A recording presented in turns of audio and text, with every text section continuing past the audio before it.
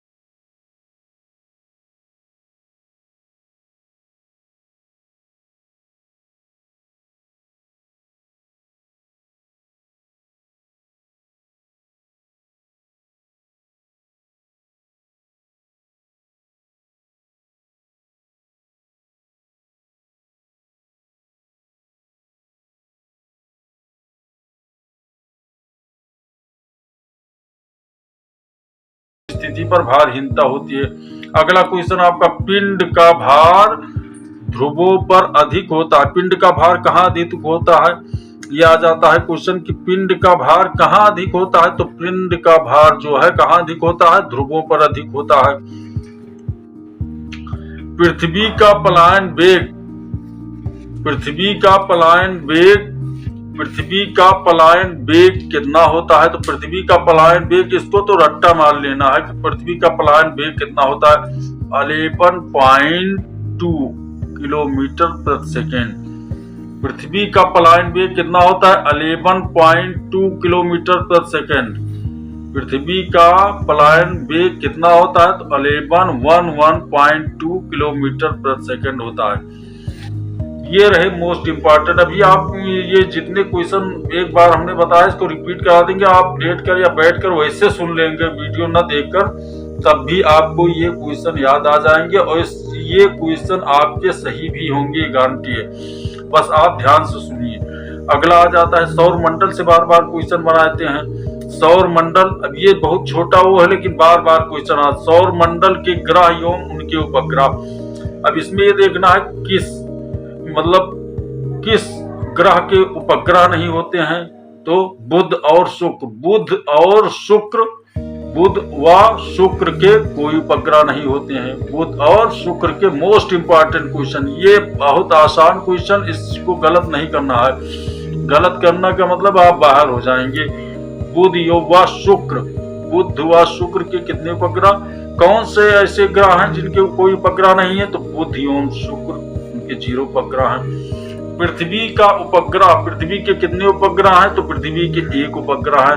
पृथ्वी का कितना उपग्रह है, पृथ्वी का 1 उपग्रह है। उस उपग्रह का क्या नाम है, पृथ्वी का जो उपग्रह है उस उपग्रह का नाम है चंद्रमा। चंद्रमा, तो पृथ्वी का उपग्रह 1, पृथ्वी का उपग्रह चंद्रमा।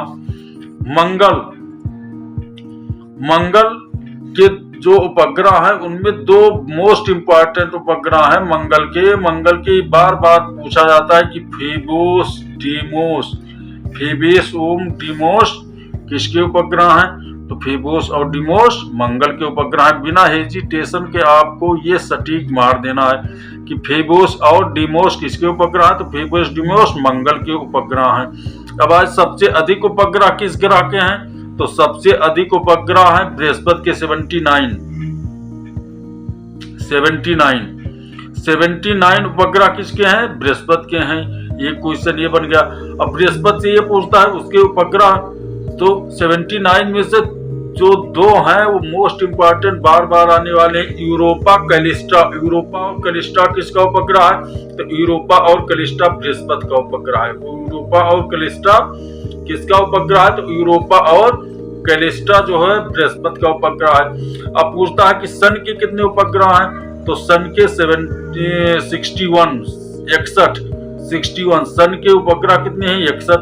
उनमें से एक मोस्ट इंपॉर्टेंट है मीमांस उपग्रह जो है, ये बार बार पूछा जाता है कि मीमांस उपग्रह किस ग्रह का है, तो शनि का एक है मीमांस याद रखना। ये बार बार छाट कर बनाया कि मीमांस उपग्रह किस ग्रह का, तो शनि का है।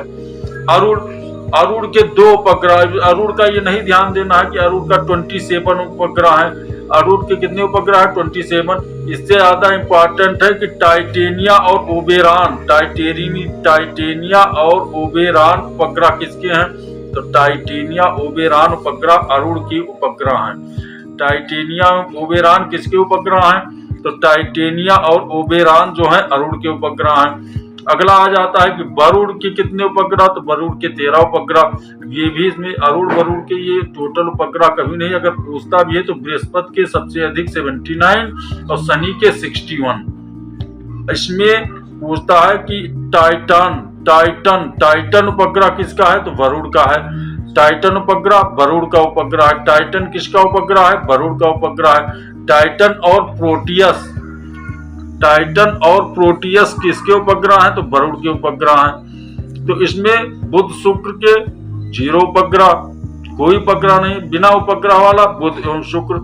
पृथ्वी का उपग्रह चंद्रमा 1। मंगल फेबोस डीमोस, मंगल के उपग्रह फेबोस डीमोस किसका है, मंगल का है। यूरोपा कैलिस्टा बृहस्पति का उपग्रह, बृहस्पति 79 पर।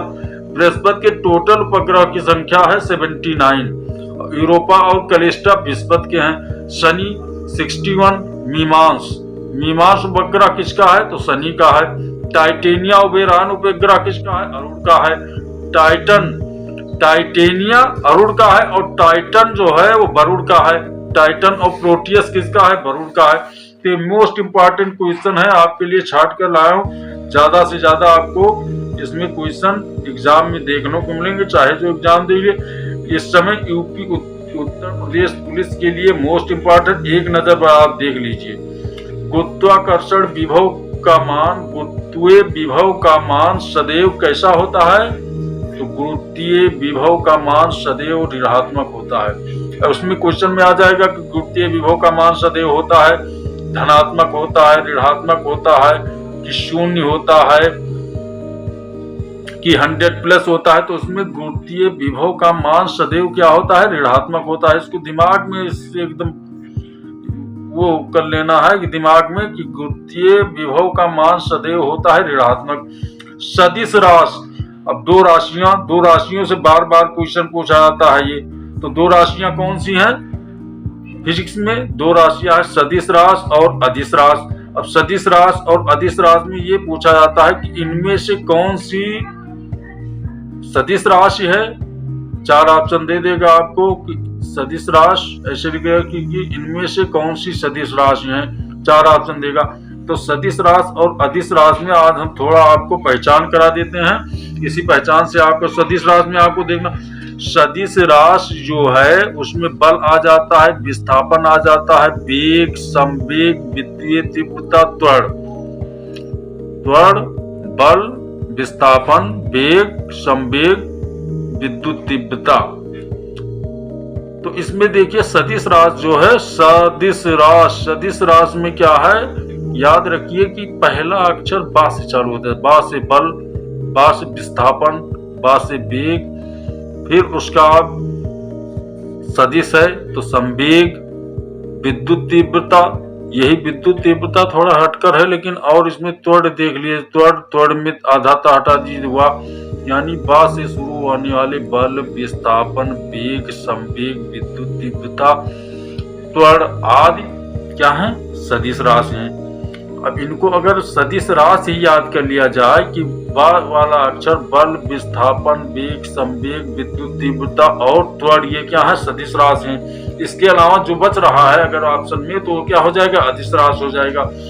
अब अदिश राशि में देखना, बा वाले को मिटा, अदिश राशि में दूरी, चाल, द्रव्यमान, समय, आयतन, ये सब क्या है, अदिश राशि है। ये हो गया। तो इसमें सदिश राशि और अदिश राशि में बा वाले सा से सदिश सब याद कर लीजिए, सब सा से सदिश राशि और बा से बा वाले बल, विस्थापन, वेग, संवेग, विद्युत तीव्रता, त्वरण, ये सब क्या है, सदिश राशि है। उसके अलावा अदिश राशि दूरी, चाल, द्रव्यमान, समय, आयतन, ये क्या है, अदिश राशि।